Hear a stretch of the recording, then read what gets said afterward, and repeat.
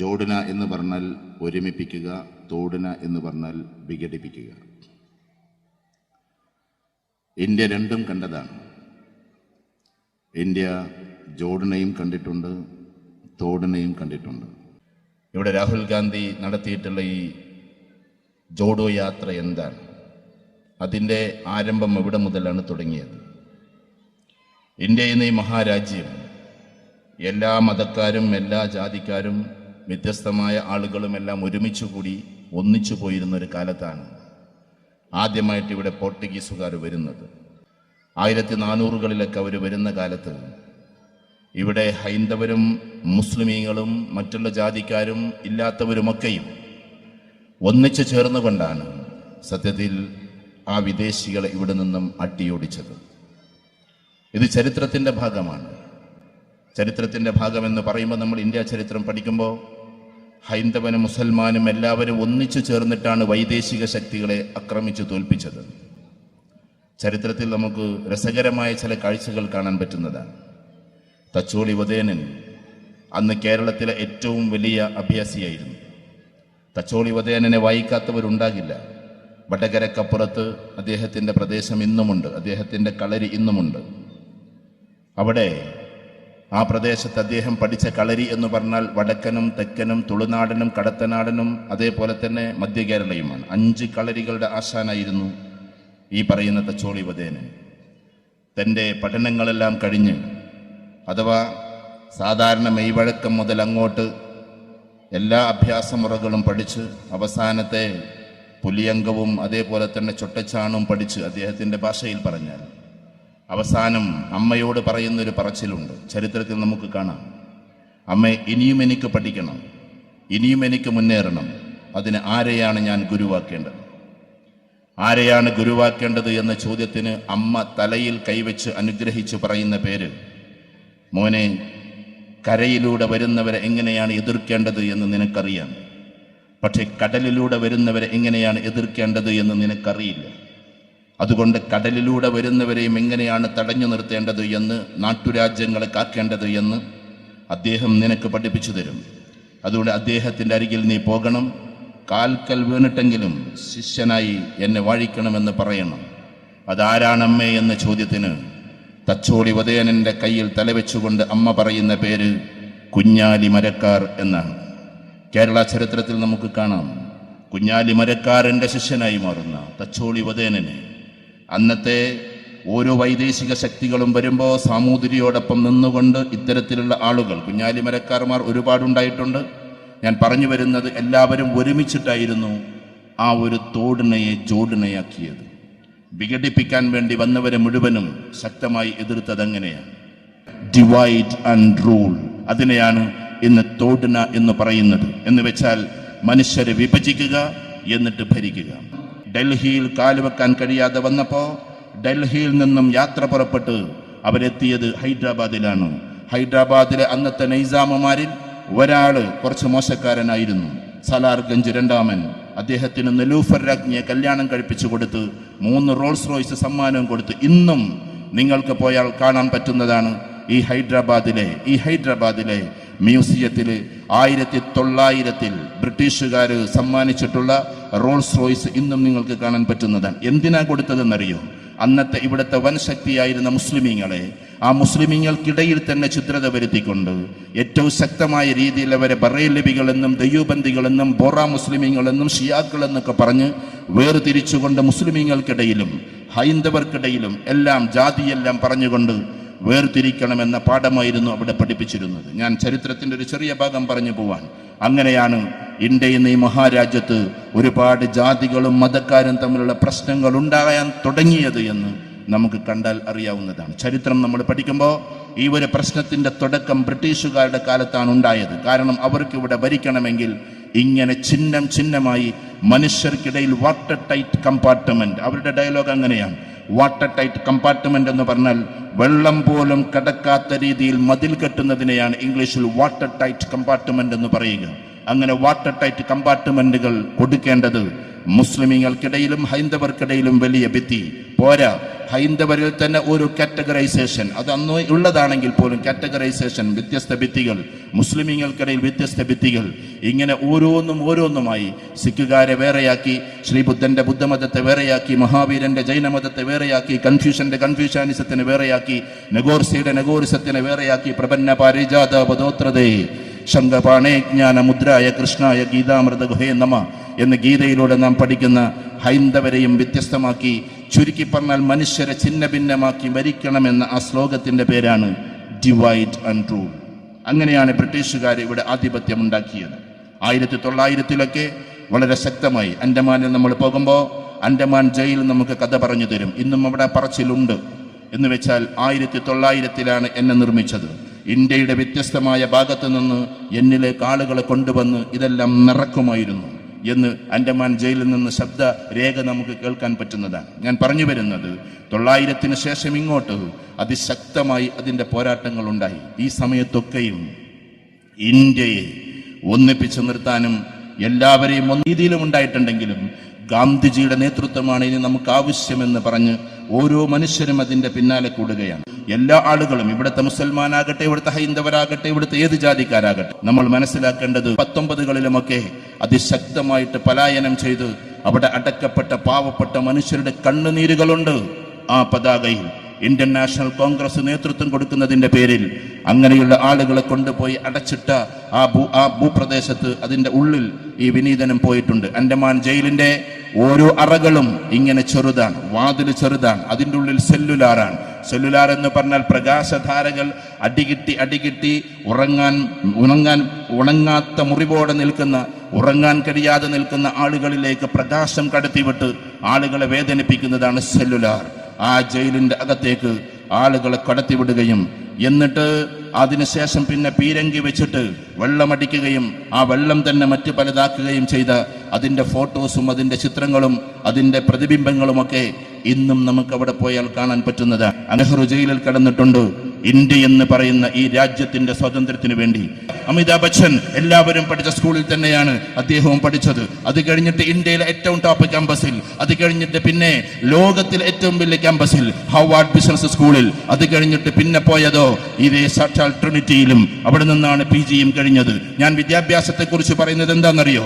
അതുണ്ടെങ്കിലേ ഇന്ത്യയെ നയിക്കാൻ പറ്റൂ, അല്ലെങ്കിൽ നമുക്ക് ഇന്ത്യയെ വിഭജിക്കേണ്ടി വരും, വീണ്ടും മനസ്സുകൾക്കിടയിലൂടെ വിഭജിക്കേണ്ടി വരും എന്നതാണ്.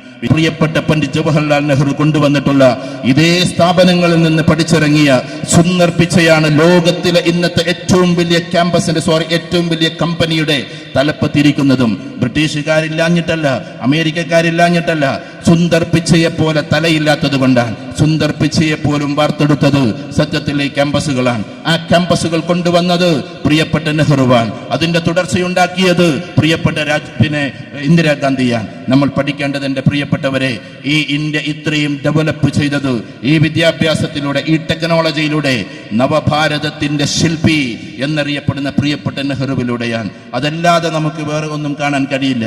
ഇന്ന് പ്രധാനമന്ത്രിയായിരിക്കുന്നവർക്കറിയാം, അന്ന് നെഹ്റു കൊണ്ടുവന്നതിന്റെ 1 ഇഞ്ച് പോലും വിദ്യാഭ്യാസത്തിന്റെ ലോകത്തിൽ ഒരാൾക്കും കൊണ്ടുവരാൻ പറ്റിയിട്ടില്ല എന്ന് ഇന്നുള്ളവർക്കറിയാവുന്നതാണ്. കാലങ്ങൾക്ക് ശേഷം പ്രിയപ്പെട്ട മൻമോഹൻജിയെ ആളുകൾ കളിയാക്കുമായിരുന്നു. മൻമോഹൻജി മിണ്ടാത്ത ആളാണ് എന്ന്. സത്യത്തിൽ മിണ്ടാതിരിക്കുന്നവർക്ക് ബുദ്ധിശക്തി കുറച്ചും കൂടി കൂടുമെന്നാണ്. മൻമോഹൻജിയെ നമ്മൾ ഓർക്കണം. അഥവാ റിസഷൻ വന്നപ്പോ ലോകത്തിൽ മുഴുവനും വലിയ തോതിലാണ് മാന്ദ്യം വന്നത്. ആ വന്ന സമയത്ത് ലോകം മുഴുവനും ഉറ്റുനോക്കിയത് ഒരേ ബ്രെയിനിലേക്കാണ്. മൻമോഹൻജി എന്ത് പറയുന്നു എന്നതാണ്. ദുബായ് പൊട്ടി, എല്ലാം പൊട്ടി. എത്രത്തോളം എന്ന് ചോദിച്ചാൽ ദുബായ് പൊട്ടി എന്ന് പറയുന്ന ഞാൻ പ്രസ്താവിക്കുകയല്ല, എന്നാലും ഒരു സങ്കടകരമായ വർത്തമാനം പറഞ്ഞോട്ടെ. എന്ന് വെച്ചാൽ തന്റെ ഹൃദയഭാഗത്ത് ഒരുങ്ങിയിട്ടുള്ള അന്നത്തെ ബുർജ് ദുബായ് എന്ന് പറയുന്ന സാധനം അപ്പുറത്ത് അബുദാബിക്ക് വരെ വിൽക്കേണ്ടി വന്ന ഒരു കാലമുണ്ടായിരുന്നു. ആ കാലഘട്ടം നമ്മൾ ഓർക്കേണ്ടതുണ്ട്. അഥവാ തന്റെ ഹൃദയം പറിച്ചു കൊടുക്കുകയാണ്. ലോകം മുഴുവനും, അമേരിക്കയും UK എല്ലാം വലിയ തോതിൽ മാന്ദ്യത്തിലേക്ക് പോയപ്പോ ഇന്ത്യ മാന്ദ്യത്തിലേക്ക് പോകാതെ പിടിച്ചു നിർത്തി. ആ വൻശക്തി ആര് എന്ന് ലോകം പഠനം നടത്തിയപ്പോ അത് മൻമോഹൻ സിംഗ് ആയിരുന്നു എന്ന് നമ്മൾ പഠിക്കണം. ആ മൻമോഹൻ സിംഗ് ഉണ്ടായിട്ടുള്ള ഈ കോൺഗ്രസ്, എൻ്റെ പ്രിയപ്പെട്ടവരെ, നമ്മൾ ആലോചിക്കണം. ഇങ്ങനെ വിദ്യാഭ്യാസത്തിലൂടെ, ചിന്താഗതിയിലൂടെ ഇന്ത്യയെ ബഹുദൂരത്തേക്ക് കൊണ്ടുപോയ ഇന്ത്യയെ ഇന്ന് ജോർഡനയിൽ നിന്ന് മാറ്റി തോടുണയിലൂടെ ആളുകളെ വിഭജിച്ച് ഇന്ത്യയെ വീണ്ടും എങ്ങോട്ട് കൊണ്ടുപോവാണ്? അധപ്പതനത്തിലേക്ക് കൊണ്ടുപോവാൻ. ആ അധപ്പതനത്തിന്റെ പിന്നലികൾ നമുക്ക് കാണാൻ പറ്റുന്നതാണ്. എൻ്റെ പ്രിയപ്പെട്ട സഹോദരിമാർ ചിന്തിക്കണം, എൻ്റെ സഹോദരങ്ങൾ ചിന്തിക്കണം. ഞാൻ കുറച്ച് മനസ്സ് വെച്ച് പറഞ്ഞുകൊള്ളട്ടെ. സംസാരിക്കാൻ അധികം സമയമില്ലാത്തത് കൊണ്ടാണ് ഇത്ര സ്പീഡിൽ സംസാരിച്ചു പോകുന്നത്. ഞാനൊരു കാര്യം പറഞ്ഞുകൊള്ളട്ടെ. നമ്മുടെയൊക്കെ ഇന്നത്തെ നാടിൻ്റെ അവസ്ഥ എന്താണ്? നമ്മൾ ആലോചിച്ച് നോക്കിയിട്ടുണ്ടോ? നമ്മളെല്ലാവരും ഒരു ജാതികൾ. ഇവിടെ വ്യത്യസ്ത മതക്കാരുണ്ടാകും. മുസ്ലിം കമ്മ്യൂണിറ്റി ഇവിടെയുണ്ട്, ഹൈന്ദവ കമ്മ്യൂണിറ്റി ഇവിടെയുണ്ട്. നമ്മൾ നിസ്കരിച്ചു കഴിഞ്ഞാൽ പ്രാർത്ഥിക്കുന്ന പ്രാർത്ഥന എന്താണ്? അല്ലാഹുമ്മ ഇന്നക അൻതസ്സലാം വമിൻകസ്സലാം വഇലൈക യർജിഉസ്സലാം ഹയ്യനാ റബ്ബനാ ബിസ്സലാം വഅദ്ഖിൽനാ ബിറഹ്മതിക ദാറസ്സലാം തബാരക്ത റബ്ബനാ വതആലൈത യാ ദൽ ജലാലി വൽ ഇക്റാം. മദ്രസയിൽ 5ാം ക്ലാസ് വരെ പോയിട്ടുള്ള ആരൊക്കെ ഈ കൂട്ടത്തിൽ ഇരിക്കുന്നുണ്ടോ അവർക്കാർക്കും ഈ പ്രാർത്ഥന മറക്കാൻ കഴിയില്ല. നമ്മൾ നിസ്കരിച്ചതിന് ശേഷം പ്രാർത്ഥിക്കുന്ന പ്രാർത്ഥന അതാണ്. ദൈവമേ, നീയാണ് സമാധാനം, നിന്നിലേക്ക് സമാധാനം, നിന്നിൽ നിന്ന് സമാധാനം. ഹയ്യനാ റബ്ബനാ ബിസ്സലാം. അതുകൊണ്ട് ഞങ്ങളെ നീ സമാധാനത്തോടുകൂടി ജീവിപ്പിക്കണമേ, സമാധാനത്തോടുകൂടി ഞങ്ങളെ മരിപ്പിക്കണമേ, സമാധാനത്തിന്റെ ലോകമാക്കി ഞങ്ങളെ നീ തീർക്കണമേ എന്ന് മുഴുവൻ മനുഷ്യരാശിക്കും സമാധാനത്തിന് വേണ്ടി പ്രാർത്ഥിക്കുന്നവന്റെ പേരാണ് ഒരു യഥാർത്ഥ മുസൽമാൻ. ഇവിടെ ഹൈന്ദവ കമ്മ്യൂണിറ്റി ധാരാളം ഇരിക്കുന്നു. നിങ്ങൾക്ക് പ്രഭാതത്തിൽ പ്രാർത്ഥിക്കാനില്ലേ? ഞാൻ വരുന്നത് മേൽപ്പത്തൂരിൽ നിന്നാണ്. ആഴ്വാഞ്ചേരി മന ഞങ്ങളുടെ തൊട്ടപ്പുറത്താണ്. ആദവനാടാണ് നമ്മുടെ പഞ്ചായത്ത്, എൻ്റെ പഴയ പഞ്ചായത്ത്, തറവാട് നിൽക്കുന്നത്. ആദവനാടിന് ആദവനാട് എന്ന് പേര് വരാൻ തന്നെ കാരണം ആഴ്വാഞ്ചേരി തമ്പ്രാക്കൾ വാഴുന്ന നാട് എന്നതിൻ്റെ ചുരുക്കപ്പേരാണ് ആദവനാട്. ആഴ്വാഞ്ചേരി തമ്പ്രാക്കൾ വാഴുന്ന നാട്. ആ ആഴ്വാഞ്ചേരി തമ്പ്രാക്കൾ, ഇപ്പോഴുള്ള തമ്പ്രാൻ കൃഷ്ണൻ തമ്പ്രാക്കൾ എൻ്റെ അധ്യാപകനാണ്. ആ അധ്യാപകൻ എന്നെ പഠിപ്പിച്ചിട്ടുണ്ട്, ഓരോ ഹൈന്ദവർക്കും പ്രാർത്ഥിക്കാനുണ്ട് പ്രഭാതത്തിൽ. ഓം സഹനാവവതു സഹനുഭുനക്തു സഹവീര്യം കരവാവഹൈ തേജസ്വിനാവതീതമസ്തു മാ വിദ്വിഷാവഹൈ. ഓം ശാന്തി. ഞങ്ങൾ പഠിച്ചത് തെളിഞ്ഞു വരട്ടെ, ഞങ്ങൾ സംരക്ഷിക്കപ്പെടട്ടെ, ഞങ്ങൾ കാരണം ലോകത്തിൽ മുഴുവനും വിദ്വേഷമില്ലാത്തൊരവസ്ഥയുണ്ടാകട്ടെ. മാ വിദ്വിഷാവഹൈ. ഓം ശാന്തി. അതുകൊണ്ട് സമാധാനത്തോടുകൂടി മുഴുവൻ മനുഷ്യരും ജീവിക്കട്ടെ എന്നാണ് ഓരോ ഹൈന്ദവനും പ്രാർത്ഥിക്കാനുള്ളത്. എന്നാലോ ഇതേ മുസൽമാനിടയിലും ഇതേ ഹൈന്ദവർക്കിടയിലും എന്തൊക്കെയോ പ്രശ്നങ്ങൾ ഉണ്ടാക്കി മതിൽക്കെട്ടുകൾ കെട്ടി എല്ലാവരെയും വ്യത്യസ്തമായി തിരിച്ചു കൊണ്ടുപോകുന്ന രാഷ്ട്രീയമുണ്ട്. ആ രാഷ്ട്രീയം ഇന്ത്യൻ നാഷണൽ കോൺഗ്രസിന് അറിയില്ല, അവരോട് ചേർന്ന് നിൽക്കുന്ന രാഷ്ട്രീയക്കാർക്കും അറിയില്ല. കാരണം എന്തെന്നാൽ ഈ രാഷ്ട്രീയത്തിന്റെ അങ്ങേ തലയിൽ കിടക്കുന്നത് എവർഗ്രീനായിട്ട് നിൽക്കുന്ന ശാന്തിയാണ്, സമാധാനമാണ്. എന്നാൽ ഇപ്പോ ഇന്ത്യയിൽ നടക്കുന്ന പൊളിറ്റിക്സ് എക്സ്ട്രീം കമ്മ്യൂണലിസമാണ്. എക്സ്ട്രീം കമ്മ്യൂണലിസം എന്ന് പറഞ്ഞാൽ ഓരോ വർഗത്തെയും വേറെ വേറെയാക്കി തിരിക്കുക, ഓരോ കൂട്ടിലിട്ട് അടക്കുക. എന്നിട്ട് ഞങ്ങൾ അതാണ്, ഞങ്ങൾ ഇതാണ്, നിങ്ങൾ ഞങ്ങളോട് അടുക്കരുത്, ഞങ്ങളിലേക്ക് വരരുത്, നിങ്ങൾ ഭീകരവാദികൾ, നിങ്ങൾ അവസരവാദികൾ, നിങ്ങൾ തീവ്രവാദികൾ എന്നൊക്കെ പറഞ്ഞ് വ്യത്യസ്തമായ മതക്കാരെ വ്യത്യസ്തമായ കൂട്ടിലിട്ട് അടച്ചിട്ട് ഇങ്ങനെ തത്തമ്മയെ ഇട്ടിട്ട് ബന്ധുര കാഞ്ചന കൂട്ടിലാണെങ്കിലും ബന്ധനം ബന്ധനം തന്നെ പാരിൽ എന്ന് പ്രിയപ്പെട്ട തുഞ്ചത്തെഴുത്തച്ഛൻ പറഞ്ഞതുപോലെ, കുഞ്ചൻ നമ്പ്യാരെ പറഞ്ഞതുപോലെ, എൻ്റെ പ്രിയപ്പെട്ട സഹോദരന്മാരെ നമ്മൾ ആലോചിക്കേണ്ടത് ഇങ്ങനെ ബന്ധനസ്ഥനാക്കി നമ്മളെ മാറ്റുകയാണ്. എന്നിട്ടോ ഇങ്ങനെ വർഗീയത അഴിച്ചുവിട്ടുകൊണ്ടിരിക്കുമ്പോ അതില്ലാത്ത ഒരു ലോകത്തിനെ തീർക്കാനാണ് പ്രിയപ്പെട്ട രാഹുൽ ഗാന്ധി ജോഡ് എന്ന് പറയുന്ന, ഒരുമിക്കുക എന്ന് പറയുന്ന അവസ്ഥയിലൂടെ കാലങ്ങൾക്ക് ശേഷം കടന്നു പോകുന്നത്. ഇത് കേവലം ഒരു യാത്രയല്ല. വിഭജിക്കപ്പെട്ട, ഭിന്നിക്കപ്പെട്ട, എങ്ങേയറ്റം എന്തൊക്കെയോ ആക്കപ്പെട്ട മാനവരാശിയെ ഹൃദയത്തിലൂടെ നടന്നിട്ട് വേണം. സന്നാഹത്തിലൂടെ പോയാൽ ഒരിക്കലും യോജിക്കുകയില്ല, മിലിട്ടറിക്കകത്ത് പോയാൽ യോജിക്കുകയില്ല, താൻ കോട്ടും സുട്ടുമിട്ട് പോയാൽ യോജിക്കുകയില്ല. പകരം പച്ചയായ മനുഷ്യരെ തൊട്ടും തലോടിയും പോയാലേ ഇന്ത്യ ഒന്നിക്കൂ എന്നറിഞ്ഞതുകൊണ്ടാണ് പ്രിയപ്പെട്ട ഭാരതത്തിന്റെ രാജകുമാരൻ രാഹുൽ ഗാന്ധി ഈ യാത്ര നടത്തുന്നത്, അതിന്റെ പര്യവസാനം വരെ എത്തുന്നത്. ഈ കാലഘട്ടത്തിൽ നമ്മൾ ഓർക്കണം, ഇന്ന് നമ്മുടെ പരിതസ്ഥിതികൾ ഓർക്കണം, മനസ്സിന്റെ വിശാലതയും. 1900-ൽ ബ്രിട്ടീഷുകാരുണ്ടാക്കിയിട്ടുള്ള, ഞാൻ നേരത്തെ പറഞ്ഞ സെല്ലുലാർ ഉണ്ടല്ലോ, ആ സെല്ലുലാർ ജയില് ഏകദേശം കുറേ വർഷം ജയിലായിരുന്നു. പക്ഷെ ആദ്യമായിട്ട് അവിടെ സന്ദർശിക്കാൻ ഒരു സൗഭാഗ്യം കിട്ടി. ആർക്ക്? പ്രിയപ്പെട്ട രാജീവ് ഗാന്ധിക്ക്, രാഹുൽ ഗാന്ധിയുടെ അച്ഛന്. അദ്ദേഹം അവിടെ എത്തിയപ്പോ ആ ജയിലിന്റെ അവസ്ഥ കണ്ടിട്ട്, ആ ജയിലിന് ജയിലാക്കരുത്, അത് വെറും മ്യൂസിയമാക്കിയാൽ മതി എന്ന് പഴയകാല ബ്രിട്ടീഷുകാരുടെ ജയിലിനെ ഇന്ത്യ ഇനി ജയിലാക്കണ്ട എന്ന് പ്രഖ്യാപിച്ചത് രാജീവ് ഗാന്ധിയാണ്. ഇന്നും നമുക്ക് അവിടെ പോയാൽ അത് എഴുതി വെച്ചത് കാണാവുന്നതാണ്. അത്ര വിശാലതയാണ്. ഇത്ര കുടുങ്ങിയ ജയില് ബ്രിട്ടീഷുകാർ അന്ന് ഇന്ത്യക്ക് വേണ്ടി, ഇന്ത്യക്കാരെ നിറക്കാൻ വേണ്ടി ഉണ്ടാക്കിയത് ബ്രിട്ടീഷുകാരെല്ലാം പോയതിനു ശേഷവും ജയിലായിട്ട് ഉപയോഗിക്കുമായിരുന്നു. പക്ഷേ അത് ഉപയോഗിക്കരുത് എന്ന് പറഞ്ഞത് അത് രാജീവ് ഗാന്ധിയാണ്. കാരണം അങ്ങനത്തെ ജയിലിൽ ആളുകൾ കിടക്കരുത്. അത്ര ജയിലാളികൾക്ക് പോലും വിശാലത കൊടുക്കണമെന്ന ഒരവസ്ഥക്കാരനായിരുന്നു ഇവരൊക്കെയും. നമ്മൾ പഠിക്കേണ്ടത് അതാണ്. ഇന്ത്യ കണ്ട മൂല്യം അതാണ്. ഇന്ത്യ കണ്ട മൂല്യം ഏതാണ്? നിങ്ങളൊന്ന് ആലോചിച്ച് നോക്കിയാട്ടെ. ഇന്ത്യൻ സ്വാതന്ത്ര്യത്തിന് വേണ്ടി പോരാടുമ്പോ ആരൊക്കെയായിരുന്നു കൂടെ? ഒന്ന്, ദൈവഭക്തി കൊണ്ടും ഗീതാഭക്തി കൊണ്ടും നിറഞ്ഞു നിൽക്കുന്ന, എന്നാൽ മനുഷ്യരെയെല്ലാം ഒന്നായി കാണുന്ന പ്രിയപ്പെട്ട ഗാന്ധിജി ഒരു ഭാഗത്ത്, ഇപ്പുറത്ത് വിശുദ്ധ ഖുർആൻ കയ്യിൽ പിടിച്ചുകൊണ്ട് അതിന് തർജ്ജമ എഴുതിയിട്ടുള്ള മൗലാന അബുൽ കലാം ആസാദ് ഇപ്പുറത്ത്. എന്നാൽ ഇതിന്റെ രണ്ടിന്റെയും നടുക്ക് എനിക്ക് ഏതായാലും കുഴപ്പമില്ല എന്ന രീതിയിൽ നിൽക്കുന്ന പ്രിയപ്പെട്ട നെഹ്റുജി. ഇവരെല്ലാം കൂടിയിട്ടാണ് ഇന്ത്യയെ ഇന്ത്യയാക്കിയിട്ടുള്ളത്. ഇന്ത്യയെ ഇന്ത്യയാക്കിയത് അവരെല്ലാം കൂടിയിട്ടാണ്. കാലങ്ങൾക്ക് ശേഷം പിന്നെയും വിഭജനം വരുമ്പോ നമ്മളെല്ലാവരും ഒന്നിക്കണം. എന്തിനാ ഈ ഗ്രൗണ്ടിൽ നമ്മൾ കൂടിയത്? ഇവിടെ എന്നും നടക്കൽ ഫുട്ബോളാണ്. എന്തിനാ ഇവിടെ ഇത്രയും ആളുകൾ കൂടിയത്? ഇനി നമ്മൾ ഉണ്ടാക്കേണ്ടത് ഈ സൗഹൃദം തന്നെയാണ്. വീണ്ടും ഈ തച്ചോളി വധേനനും കുഞ്ഞാലി മരക്കാർമാരും ഒന്നിക്കണം. വീണ്ടും ഈ പറയുന്ന ആളുകളെല്ലാം കൂടി ഒന്നിക്കണം. ആരൊക്കെ എന്തൊക്കെ ഛിദ്രതകൾ രാഷ്ട്രീയത്തിന്റെ പേരിൽ കൊണ്ടുവന്നാലും ഇല്ല, ഞങ്ങൾ അതിലേക്കില്ലെന്ന് പറയാൻ അവരോട് സലാം പറയാം. ഡയറ്റ് ടു സേ നോ, അഥവാ നോ എന്ന് പറയുന്ന വാക്ക് പറയാൻ, dare to say no, no എന്ന് പറയാൻ ധൈര്യം കാണിക്കുക. ഇല്ല, ഞങ്ങൾ വർഗീയതയിലേക്കില്ലെന്ന് പറയാൻ ഓരോ ആളുകൾക്കും സാധിക്കണം. അതിനാണ് ഇന്ത്യൻ നാഷണൽ കോൺഗ്രസ് എന്ന് പറയുന്ന പാർട്ടി ഇവിടെ ഉള്ളത്, ജീവിച്ചിരിപ്പുള്ളത് എന്ന് നമ്മൾ തിരിച്ചറിയണം. ഒരു രാഷ്ട്രീയക്കാർ ഒരുപാട് പ്രശ്നങ്ങൾ ഉണ്ടാക്കി. ഇന്ന് എന്തൊക്കെയാ നടക്കുന്നത് പറയാൻ നമുക്ക് മടിയുണ്ടെങ്കിലും പറഞ്ഞുകൊള്ളട്ടെ. എന്നാലും എന്തൊക്കെയാ നടന്നുകൊണ്ടിരിക്കുന്നത്? ഒരു ഭാഗത്ത് ലോകത്തിലെ ഏറ്റവും വലിയ മീഡിയ ഒരു ഡോക്യുമെന്ററി ഇറക്കുന്നു. ആ ഡോക്യുമെന്ററിയെ അത് തെറ്റാണോ ശരിയാണോ എന്ന് പറയുന്നതിന് പകരം ആരും കാണരുത് എന്ന് പറയുന്നു. എന്തൊരു വിരോധാഭാസമാണ്! ആരും കാണരുത് എന്ന് പറയുന്നു. അത്രമാത്രം വർഗീയതയുടെ കോമരങ്ങളായി മാറിക്കൊണ്ടിരിക്കുന്ന രാഷ്ട്രീയ കൂട്ടം ഇപ്പുറത്ത്. പ്രത്യേക രാഷ്ട്രീയത്തിന്റെ പേര് ഞാൻ പറയുന്നില്ല. എന്നാൽ ഈ മനുഷ്യരെയെല്ലാം ഒന്നിപ്പിക്കുന്നതിന് വേണ്ടി നിങ്ങൾ കണ്ടില്ലേ, വഴിയോരത്ത് നിൽക്കുന്ന കുട്ടി ചീറിപ്പായുന്ന കാറ് നോക്കിയിട്ട് ഇങ്ങനെ ഒന്ന് കൈവീശിയപ്പോഴേക്കും ഇറങ്ങിച്ചെന്നിട്ട് ആ കുട്ടിക്ക് മുത്തം കൊടുക്കുന്ന ഇതിന്റെ പേരാണ് രാഹുൽ ഗാന്ധി എന്ന്. അല്ലാതെ ഓരോ പാവപ്പെട്ട മനുഷ്യർക്കിടയിലൂടെയും മതിൽ കെട്ടുകൾ കെട്ടി വിദേശത്ത് നിന്ന് പ്രസിഡന്റ് വരുമ്പോ ഈ പാവങ്ങളെ കാണരുത് എന്ന പേരിൽ മതിൽ കെട്ടിയവന്റെ പേരല്ല രാഹുൽ ഗാന്ധി എന്ന് നമ്മൾ തിരിച്ചറിയണം. ഈ പാവം മൂക്കൊലിച്ച് നിൽക്കുന്ന, വിശന്ന് നിൽക്കുന്ന, പരമകോടിയായി പരമദാരിദ്ര്യത്തിന്റെ അങ്ങേയറ്റത്ത് നിൽക്കുന്ന ഈ പാവപ്പെട്ട മനുഷ്യരെ നെഞ്ചിൽ ചേർത്തവന്റെ പേരാണ് രാഹുൽജി. അതുകൊണ്ട് ആ രാഹുൽ ഗാന്ധിയെയാണ് നമ്മൾ നേതൃത്വമാക്കി വെക്കുന്നത്. ഇന്ത്യയെ നിങ്ങളൊന്ന് സ്വപ്നം കണ്ടു നോക്കിയാട്ടെ. ഞാൻ ചിലപ്പോഴൊക്കെ വെറുതെ ഇങ്ങനെ സ്വപ്നം കണ്ടു നോക്കാറുണ്ട്. ഞാൻ പ്രസംഗത്തിന് വേണ്ടി പറയല്ല. രാഹുൽ ഗാന്ധി പ്രധാനമന്ത്രിയായി നിൽക്കുന്നതും, അതേപോലെ പറ്റുമെങ്കിൽ കപിൽ സിബൽ നമ്മുടെ നിയമമന്ത്രിയായി ഇരിക്കുന്നതും, വിദേശകാര്യമന്ത്രിയായിരിക്കുന്നതൊക്കെ ഞാൻ വെറുതെ ഇങ്ങനെ സ്വപ്നം കാണാറുണ്ട്. എത്ര രസകരമായ ഒരു ലോകമായിരിക്കും അത്! എന്തൊരു ഇന്ത്യ ആയിരിക്കും അത്! ആലോചിച്ച് നോക്കിയിട്ടുണ്ടോ? പക്ഷേ ഇന്ന് ആളുകളെ ഛിദ്രതപ്പെടുത്തി ആരൊക്കെയാണ് എന്തൊക്കെയാ ചെയ്യുന്നത് എന്ന് പോലും അറിയില്ല. വിദ്യാഭ്യാസം ആരാ കൊണ്ട് നടക്കുന്നത് നമുക്കറിയില്ല. എന്തൊക്കെയാണ് നടക്കുന്നത് എന്ന് നമുക്കറിയില്ല. അതുകൊണ്ട് ഈ ഇന്ത്യയെ നമുക്ക് തിരിച്ചു പിടിക്കണം.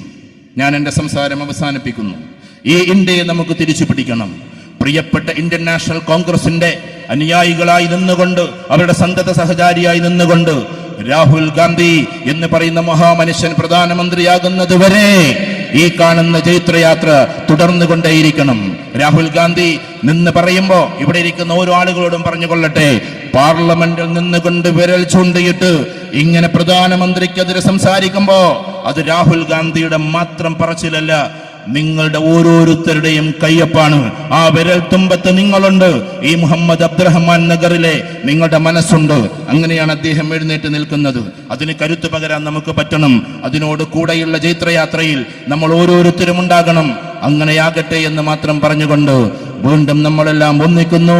ഇവിടെ നമ്മൾ പ്രാർത്ഥിക്കുമ്പോ എന്റെ മുസ്ലിം കമ്മ്യൂണിറ്റിയോട് ഇന്ത്യൻ നാഷണൽ കോൺഗ്രസിന്റെ സദസ്സിൽ നിന്നുകൊണ്ട് തന്നെ പറഞ്ഞോട്ടെ, നമ്മളെല്ലാവരും നിസ്കരിക്കുന്നവരാണ്. സുജൂദിൽ കിടന്നുകൊണ്ട് ഭാരതത്തിന്റെ ഒന്നിക്കലിന് വേണ്ടി, ഭാരതത്തിന്റെ ഐക്യത്തിന് വേണ്ടി, ലോകത്തിന്റെ സമാധാനത്തിന് വേണ്ടി എന്ന് നമ്മൾ പ്രാർത്ഥിക്കുന്നുവോ അപ്പോഴാണ് ഇനി നമ്മൾ മുസൽമാനാവുക.